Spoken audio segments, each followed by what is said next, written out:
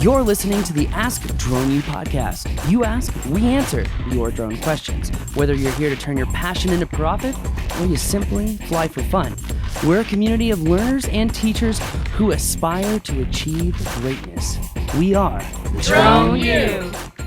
Hey everyone, welcome to another awesome episode of Ask Drone U. My name is Paul. And my name is Rob, and this is episode number 496. Holy cow. Thanks for hanging out with us, guys. We appreciate it very, very much. We do. Thank you again for the reviews.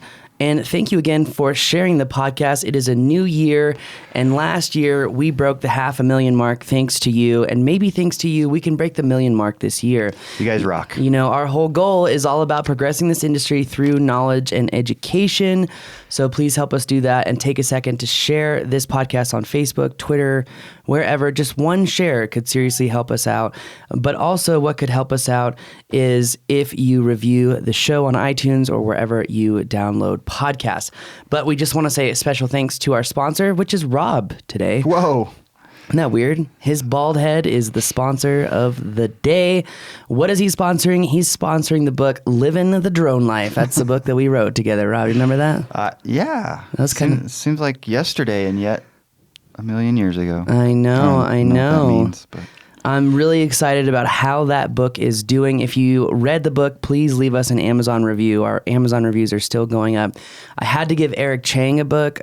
Just had to. I gave away 3 books at CES. Nice. And the whole idea was to give it to someone random who was interested in drones, someone important who has a big following. And I actually always wanted to give Eric a book, so it was perfect. Cool. It's nice to have a book to give Eric. Yeah, That's pretty cool. I just put 4 in my backpack, and I was like, whatever happens, happens. Yeah, so, nice. There was one security guard who was talking about the GoPro backpack, because I had the GoPro backpack on, and he's like, that's such a cool backpack, man. And I was like, honestly, normally I would be like, man, GoPro, but like, honestly, this is a really cool backpack. I was like, check this out. I was like, but you don't want to buy a GoPro, like, check out the Osmo, like, blah, blah, blah. And then, like, it started a whole conversation. But thanks for the bag, yes. Yeah, and he was like, well, how did you get all into this? And I'm like, oh, well, I fly cameras for a living. He's like, you fly drones? And he's like, dude, I've heard about like the drone life and everything. I'm like, oh, that's funny. I wrote the book about that. And I gave him a book. And he was like, you really did write the book on that. And I was like, you know what? That's cool, because that could be what gets him moving and gets him to go do what he would really love to do. Yeah. I love that. And that's the whole idea. I mean, I gave another book to my friend's intern's friend.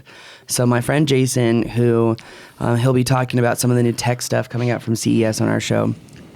His intern, Abdiel, had a friend from Florida who was in town, and she read the book on the plane. One plane ride from California to Texas, read the whole book. Wow. She sent me a text, and she was like, I've been like dabbling with videography and photography, and I've made some money. But now after seeing this, wow, I am going to go right now and turn my life around and turn this into a business. And she just said, I've been sitting here thinking to myself, why am I not making the money now while I'm in school? Because I have a bunch of time right now and I can do this. And I'm like, go do it, girl. Absolutely. Like, seriously, go for it. And she's like, thank you for giving this to me. Like, you just totally propelled me forward. And that's what it's all about. So if you need that inspiration, that motivation, check out droneubook.com. Check it out. I will stop ranting about it. I'm just happy that it is affecting people's lives. And that means so much to me, Rob. So I'm a happy camper over here. That's awesome. I love happy campers. Yeah. I particularly like when you're a happy camper. I particularly like when you're a happy camper. That makes me a happy camper. And by the way, we do answer questions on this show, as you know. So if you have one, go to askdroneu.com. Get those questions in. We know you're thinking about them, particularly after reading that book. I bet that just brings on a ton of questions. We'll send them in. Yeah, definitely we'll try send to get them to in. And it's also one of the benefits of being a Drone U member, which our membership is now growing at a rate I have never seen before. And it's amazing. It's truly amazing. So if you want to get your questions answered by industry professionals other than us, there's a group of like 500 of them. When you're a Drone U member, you become a part of that community and you're able to get your questions answered right away. You're able to get pricing questions answered. You're able to get frustration questions answered. Like if you ran into someone, there was a guy in Newport Beach flying the same day I was flying. Yep. And it's just funny because you can be in the same place with 2 different police officers and one knows and one doesn't. And his police officer didn't know the rule and he was educated and flawlessly executed Boom. that. Yeah. You know what else the community has done, which is such a cool idea, and we have to give credit to Vic for kind of coming up with the idea and making us do this, is we have a very special page that is just for getting your videos and your work reviewed, because we get questions and people submit stuff to us, and the reality is, guys, we don't have time to deal with all those. I wish we did, but we don't.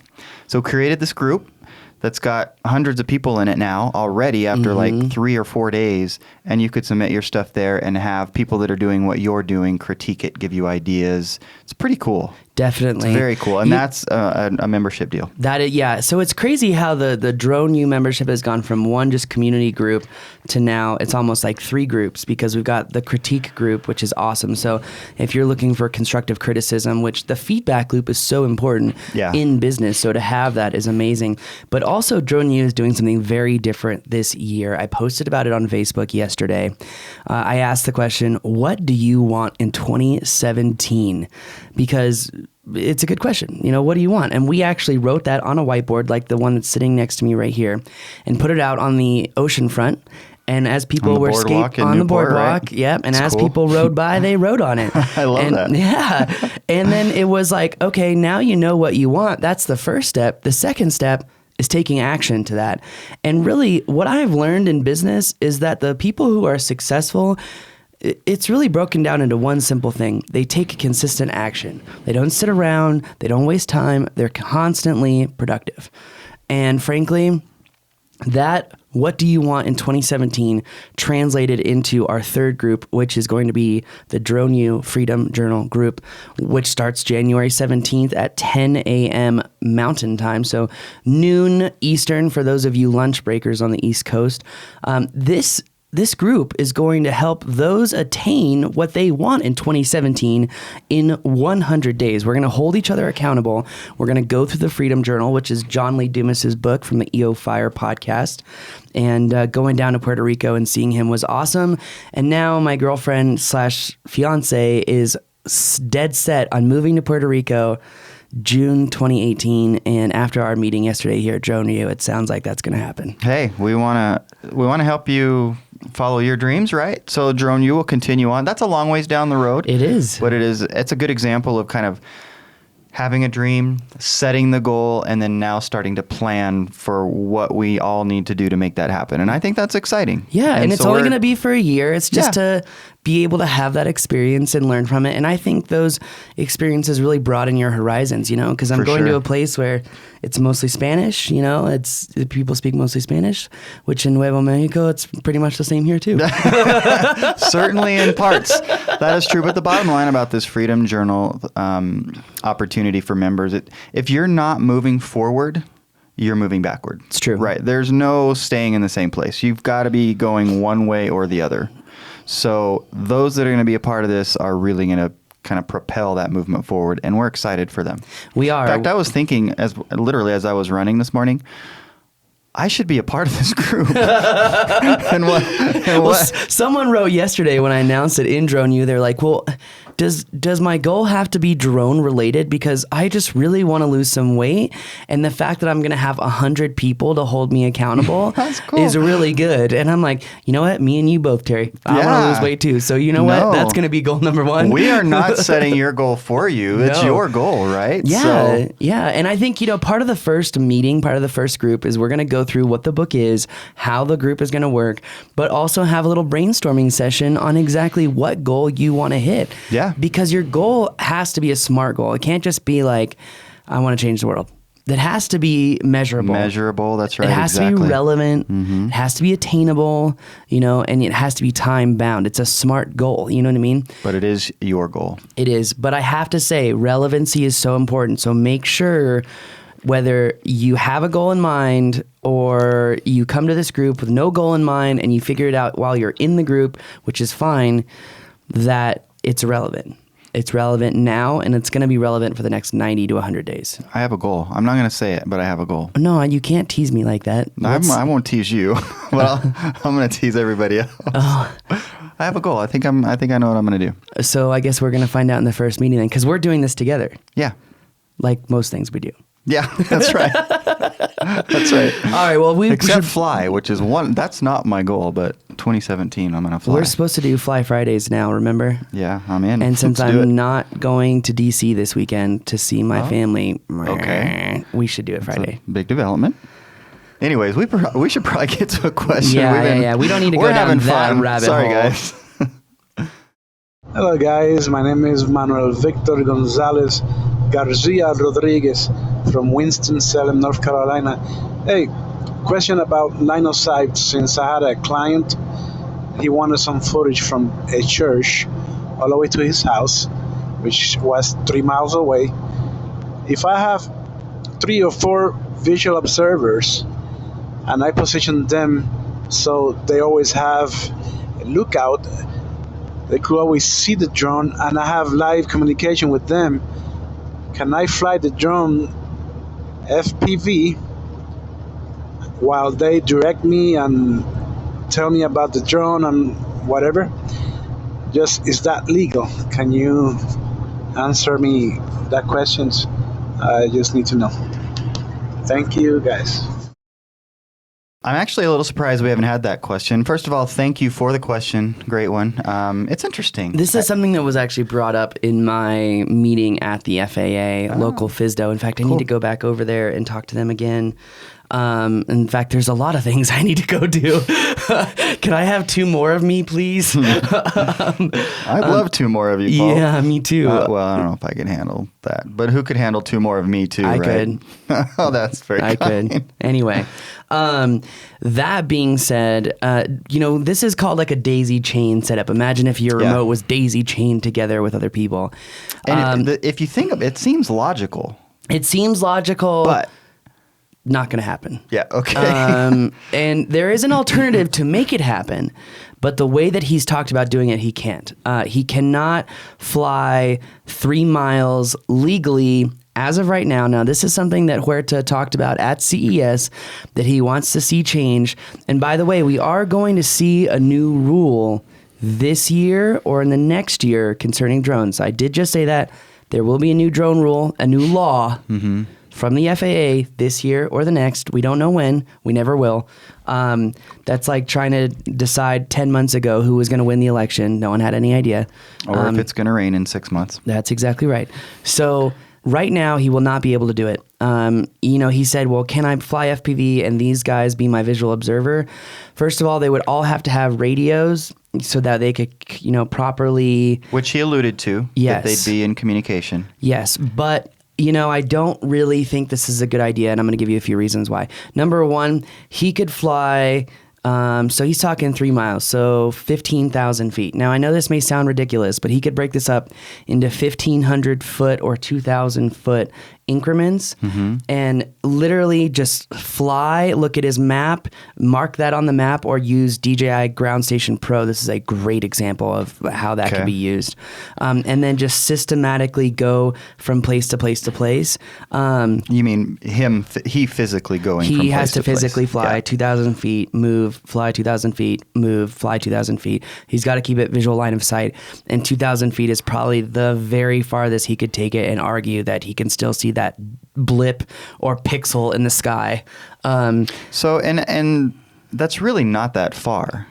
No, it's not. Right? I mean, it's, in terms of having to walk is what I'm saying. In international waters off the coast of California, we realized that the Mavic Pro can actually fly unabridged, unbroken video feed 35,000 feet. Is that right? Think about how far that is. That's a long ways. That's double the distance he's talking about. Wow, yeah, That's totally. almost 8 miles. I would not have guessed that. No, and it's, the reason it can go that far is twofold. Number one, the efficiency of the system. So the Phantom 4 could never fly that far just because of the battery. Boom, right there. Couldn't happen. Sure. But the signal strength and however they're transmitting video is very interesting because we didn't have one breakup once. That's incredible. Yeah, so we're learning more and more why it takes so long to get a Mavic. Yeah. They just all these cool features that Yeah, keep finding out about. I need to do a Mavic Pro video. But anyway, that was done outside of U.S. territory, the Sweet. test. Right. is this something that we could see happen in the future? I think so, especially with what Huerta said. But right now, having multiple, visual observers would not work. He would just have to fly it systematically. He could also use Litchi and just map one straight line and then does one segment, and then Litchi takes the drone back to the end of that segment and then keeps going. So he does have a perfectly straight line. So there are ways to solve this problem, but legally speaking, beyond visual line of sight, he can't do it. But he could apply for a waiver to do that. There you go. Okay, so that's a good point. Let me ask you this, and I don't know if there's even a way to do this. There may not be, but would another way to solve it be instead of just visual observers, each of these people actually can take control of the drone? Nope. That's also a daisy chain system too. In fact, Really? they do that exact system at AMA air shows where they've got one remote plugged into another one. Yeah. It's, what is it called? It's like a tethered remote, or I forget the exact name for it. But again, FAA, when we did our air show, no. That doesn't make sense to me, because if you've got person A and then 2,500 feet away you've got person B, person A is controlling it, but then it gets over person B and he takes over, and now he's controlling it. He's no longer a visual observer. He's now the pilot. Mm-hmm. And you're saying no-go. No-go. Yeah, wow. absolutely I don't not. like that. That's something that I was talked about at the local FAA office. And I'm actually okay with that. In fact, there's a story I want to share. Remember we were talking about Copter Bill yesterday. Copter Bill. That just makes me chuckle Isn't every that the time you coolest say that. name ever? It is cool. I want to love get it. Copter Bill a Drone U shirt that just says Drone U. Copter Bill. I don't know. Anyway, but he posted a video where his buddy was flying an Inspire about, I think it was 3,000 feet out, maybe, if that. Mm-hmm. And a hawk attacked his drone. So he was probably flying near a nest or something, Hawk attacked his drone. Drone fell out of the sky, completely wasted the Inspire. I mean, like, the battery was just rough. everywhere, camera everywhere, drone everywhere. And, he was just saying, like, this is a perfect example of why beyond visual line of sight is not a good idea. Because if you have a bird attack, if you have an animal attack, and you can't initiate emergency procedures because you can't see the bird, like if a bird attacks you from the rear of your vehicle, you know what I mean? Like, how are you going to even see that? That's why he said a visual observer and line of sight are so important. Sure. Because he could have avoided that situation had A, he been flying line of sight, and B, a visual observer said, hey, look, there's a bird about to attack you from behind, Yeah. Because this is something that I've been trying to figure out myself. I've tried multiple ways of getting rid of birds. I've gone to areas where I've seen other drones be attacked by birds, and I've tried to figure out, like, how can this situation be ameliorated? And two things I've noticed. If you see birds, like swoop diving you, I've tried the whole, fly away and aggressively fly away and move away so that the birds know that you're not interested in them. You're not going to attack them. But then the other thing that I've done is, that snap move where I can actually get the Inspire motors to stall and the propellers slap down. Yeah. I've done that to birds too. And all of a sudden, all the birds went away. Interesting. So it was like you were saying, like, I'm the dominant one, Right. Like, back up. Yeah. But someone was like, yeah, you really shouldn't do that to birds. And it's like, okay, all right, PETA, I get it. But at the same time, the bird's probably going to get hurt in the process of my 15-inch prop swinging at 17,000 RPM. Yeah. You know what I mean? So, let's be real here. I think Copter Bill has a great point about beyond visual line of sight. Since the FAA does listen to this show and we know it, and they read our articles, maybe it'll be a good example for them to really think about beyond visual line of sight, because I think there are some great things about flying beyond visual line of sight. Right. It's obviously necessary for package deliveries and whatnot, which I think to get my pizza. And to get your pizza, which I think we're really still 5 years out from that. Bummer. That being said, I think it's a good point to think about potential issues that could come up in BVLOS. And ways to solve those issues to make it work. Yes. Yeah, for sure. And we know that the FAA does not have the Talladega Nights mindset. If you ain't first, you're last. I think it's actually the opposite, where they want to see everyone go first, learn from their mistakes, and then come out with the best, which is kind of the Apple model. And I actually like that myself. So I don't think, being the first is always good. It's always about having kind of the best product. Yeah, So, for sure. anyway. Well, Manuel, hopefully we didn't rain on your parade, but we do want you to be safe and we want you to be following the rules. Yeah, in conclusion, you can still do the shot. You're just going to have to break it up in segments and do it yourself. You still will need a VO if you're going to fly FPV because you can't seek and avoid, so make sure you do have a VO. But yeah, you can do it. Just no daisy chaining, no multiple VOs, no multiple controllers. Interesting. All right, there you have it. I think that Fly answers safe. his question. Anyway, guys, if you have a question, go to AskDroneU.com, upload that question. If you listen to us on YouTube, subscribe. If you listen to us on iTunes, subscribe. That way the shows get downloaded automatically. And honestly, guys, just thank you again from the bottom of my heart. Thank you for listening. Thank you for being advocates. If there's anything else we can do for you, just let us know. That's going to do it for us today. My name is Paul. My name is Rob. This is Ask Drone U.